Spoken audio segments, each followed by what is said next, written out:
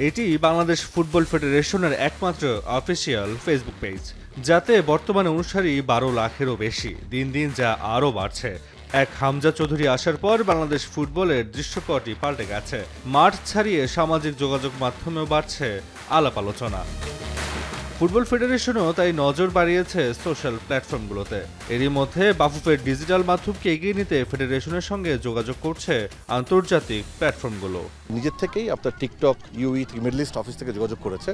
তারা আমাদের এই ফেসবুকের মুভমেন্ট দেখে তারা ইচ্ছা পোষণ করেছে আমাদের সাথে এক ধরনের পার্টনারশিপ করার জন্য, যেটা এখন আমরা যাচাই সাপেক্ষে আছে। আমরা তাদেরকে বলেছি যে তোমরা কি করতে চাও আমাদেরকে ডিটেল বলো, এবং কোনো মেম্বার কান্ট্রি অথবা কোনো লিগ কিংবা কোনো ক্লাবের সাথে তোমরা কিভাবে কাজ করো আমাদেরকে অ্যাকচুয়াল কেস স্টাডি শেয়ার করো। প্রাইমারিলি আমাদের বাকি 4 থেকে 5টা প্ল্যাটফর্মে আমরা যাব।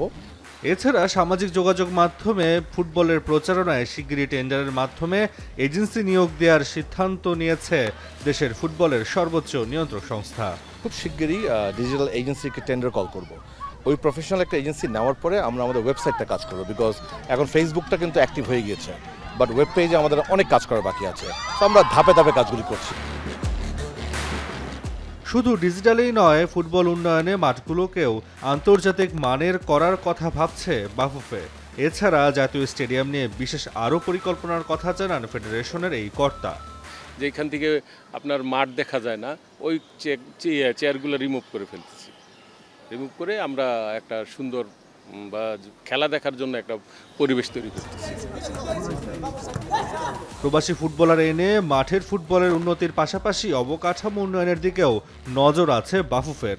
10 জুন সিঙ্গাপুরের বিপক্ষে ম্যাচের আগে যার অনেকাংশই দৃশ্যায়ন করার পরিকল্পনা রয়েছে দেশের ফুটবলের নিয়ন্ত্রক সংস্থার। তাসওয়ান নাফি, এখন, ঢাকা।